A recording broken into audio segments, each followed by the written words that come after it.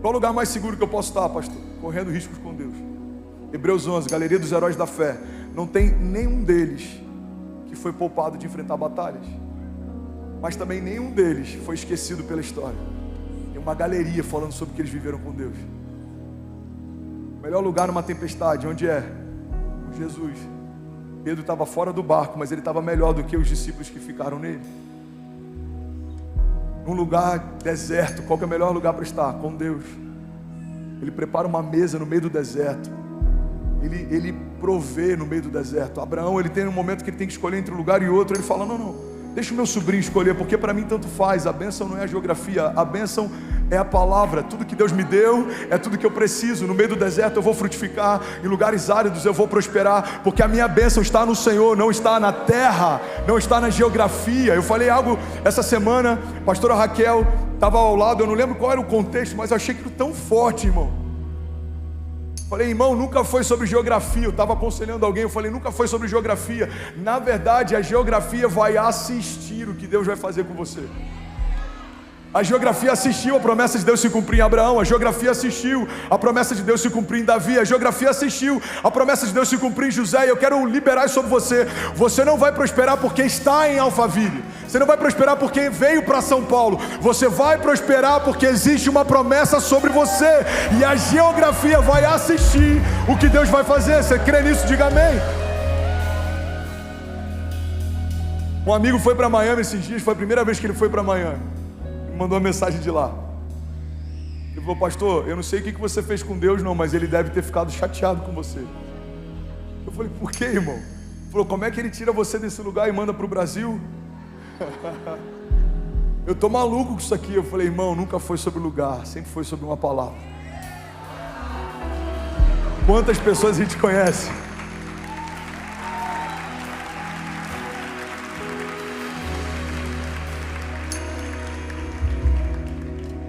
Quantas pessoas a gente conhece? Moram num lugar incrível, mas não se sentem plenos. Quantas pessoas estão enfrentando o vazio de terem conquistado tudo que acharam que ia preenchê-lo, e quando chega lá fala, não é sobre isso. Quanta gente cansada correndo atrás do vento. O Evangelho não é sobre uma geografia favorável, irmão. O Evangelho é sobre o favor de Deus. O Evangelho não é sobre uma economia favorável. O Evangelho é sobre o favor de Deus. O Evangelho não é sobre política favorável. O Evangelho é sobre o favor de Deus. Pastor, mas e agora? Ir com esse governo, ir com outro governo, ir com o próximo governo, irmão? Daniel governou no meio da Babilônia. José governou com Faraó. Olha que forte isso. A terra era de Faraó, mas o governo era de José. Não é sobre quem é o dono, é sobre quem governa. José governou coisas que não eram dele, mas o governo era dele. Muito forte, pega isso. Ele estava na casa de Potifar. Quem era o dono de tudo aquilo? Potifar. Quem governava? José. Aí ele é colocado numa prisão. Ele era escravo, não era livre. Ele não tinha titularidade de nada dali, mas a chave estava com ele. Por quê? Porque o governo foi entregue a ele. Aí levou ele até Faraó. Faraó tira o anel do dedo, que simbolizava a honra, a autoridade, coloca na mão de José e fala: ninguém terá mais autoridade do que você. Você só tem mais autoridade do que eu quando eu estiver assentado no trono. Nenhuma mão se levantará e nenhum pé se moverá sem que haja uma palavra tua, José. Um jovem que dorme como prisioneiro, na noite seguinte vai dormir como governador. Guarda isso, irmão. Não é sobre o lugar que você está, é sobre governo. Evangelho é sobre governo, é sobre unção de governo. Deus nos chamou para liderar, Deus nos chamou para apontar o caminho, Deus nos chamou para profetizar o novo, Deus nos chamou para nos movermos pelas promessas dos céus, notícias dos céus, não pelas notícias da terra. Pastor, os dias são maus, vale a pena a gente investir? Claro que vale, a nossa provisão vem do reino, não vem daqui. Pastor, os dias são difíceis, vale a pena a gente sonhar? Claro que vale, os sonhos são de Deus, não são os nossos. É Ele quem faz, é Ele quem gera em nós, tanto o querer quanto o efetuar. Não é sobre economia. Vamos ser sinceros, se dependesse de quem lidera a economia do Brasil hoje, a gente estava lascado. Depender de política. Se você for analisar os critérios técnicos, a gente tem 4 anos aí para apertar os cintos. Tem gente que não sabe nem o que fala, ocupando lugares que são uma coluna vertebral na história de uma nação. Mas por que eu creio que esse ano já é o melhor ano da nossa vida? Porque a nossa provisão vem do Jeová Jireh, o Deus que provê, não vem de homens, nunca veio. Você crê nisso? Você recebe isso? Aleluia, aleluia, aleluia. Eu tenho 10 minutos para terminar essa palavra. Alguém consegue ouvir essa palavra por mais 10 minutos? Alguém está recebendo algo de Deus? Vencer as batalhas muitas vezes está ligado à nossa perspectiva, o que você escolhe olhar, porque os seus passos sempre vão na direção daquilo que você olha. É por isso que marcas investem tanto para ter um showroom no meio do shopping. É por isso que os banheiros dentro de um shopping são colocados no final dos corredores. Você sabia disso? Para que você obrigatoriamente tenha que passar por todas as lojas antes de entrar no banheiro. Então você está olhando as vitrines e aquilo te atrai. Engraçado porque o comércio entendeu algo que alguns cristãos ainda não entenderam. Cuidar da direção do nosso olhar é algo que define a direção dos nossos passos. A Bíblia diz que Pedro está andando sobre as águas olhando para Jesus. O convite foi feito por ele, o caminho foi criado por ele, mas em algum momento Pedro para e olha para as ondas. E a Bíblia diz que quando ele começa a olhar para a tempestade, ele afunda. A direção do seu olhar vai definir a direção dos seus passos. A direção dos seus passos vai definir o seu destino profético. Irmão, para de perder tempo olhando para o problema, gasta tempo olhando para a promessa. Os problemas são grandes, mas a promessa é maior. Os problemas são desafiadores, mas a promessa é mais gloriosa. Os problemas vêm contra mim, mas a promessa está sobre mim. Os problemas tentam me parar, mas o Senhor é o meu refúgio. Os problemas são assustadores, mas o meu Deus é glorioso.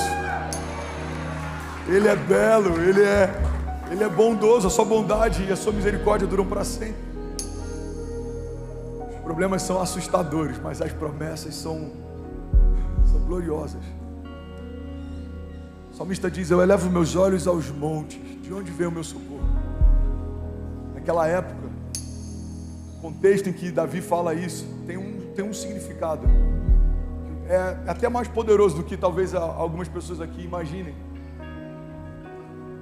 Ele não está dizendo que não tem socorro nenhum, ele olha para o alto dos montes e ele lembra que Deus é o socorro. Não é isso que ele está dizendo. Naquela época, no alto dos montes, eles colocaram imagens de vários deuses pagãos. Então Davi, quando ele diz: quando eu levo meus olhos aos montes, de onde virá o meu socorro? Ele está dizendo que tinham várias opções.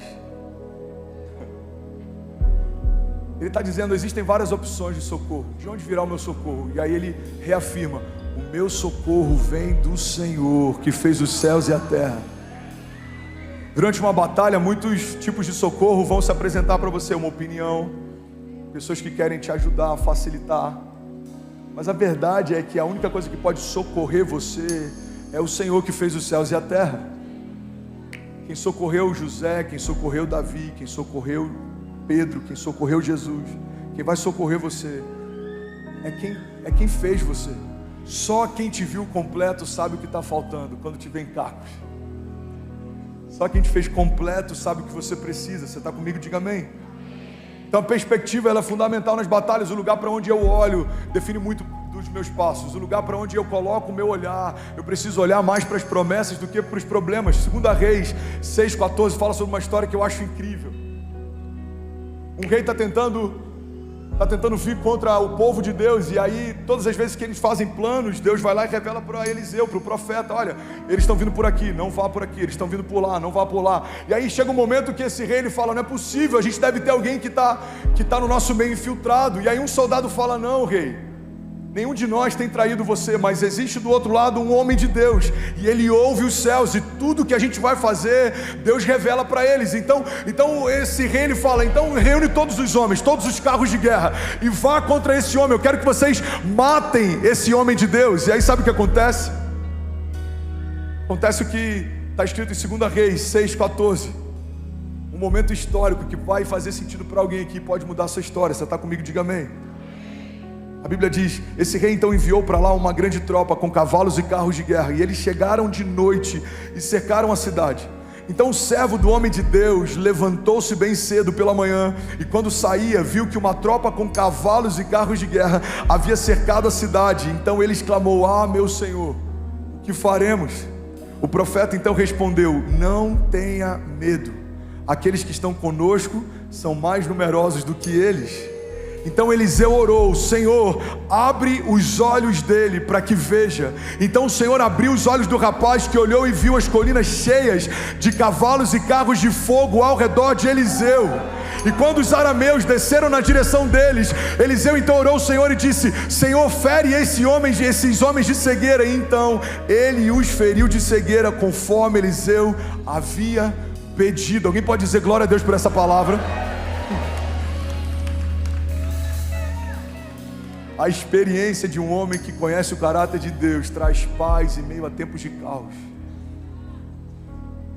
Esse contraste aqui não é à toa. Existe um rapaz, existe um homem de Deus experimentado. Existe um jovem na sua caminhada, existe um homem de Deus experimentado. O jovem está desesperado porque está vendo os exércitos contrários. O homem de Deus está em paz porque ele sabe que maior é a quantidade daqueles que lutam por nós do que aqueles que vêm contra nós. E a oração dele não foi nem para que Deus fizesse, ele sabia, Deus já estava fazendo. A oração dele foi só para que o moço visse. Irmão, olha para mim, o fato da gente não ver algumas coisas não significa que Deus não esteja fazendo elas. O fato de você não ver alguns livramentos não significa que Deus não esteja te dando livramentos. O fato da gente não ver Deus abrindo algumas portas não significa que algumas portas que a gente está entrando não foi Deus quem abriu. O sobrenatural não está sujeito a algo que você consegue ver de forma natural. O homem de Deus, ele não fala: Senhor, faça alguma coisa. Talvez se fosse eu ou você, ele ia falar: Senhor, eu estou aqui no teu nome, profetizando no teu nome, você me abandonou? Não tem uma crise do profeta, não tem uma pirraça dele. A oração dele não é faça, a oração dele é: nos deixe ver o que você está fazendo. Recebe isso, irmão, em nome de Jesus. Senhor, nos deixe ver o que você já está fazendo. E aí, tudo bem? Você acabou agora de assistir um vídeo. Se você ainda não está inscrito, já se inscreve também no nosso canal, ativa esse sininho aqui embaixo de notificação, e toda vez que eu fizer uma live ou estiver transmitindo uma mensagem ao vivo, você vai ser um dos primeiros a saber. Mas eu deixei mais 2 indicações aqui que eu espero que façam muito sentido para você. Então já aproveita e clica para assistir a próxima mensagem, beleza? Seja bem-vindo ao time de incendiários, e eu espero de verdade que essas mensagens mudem a sua vida como elas têm mudado a minha também. Até a próxima. Valeu!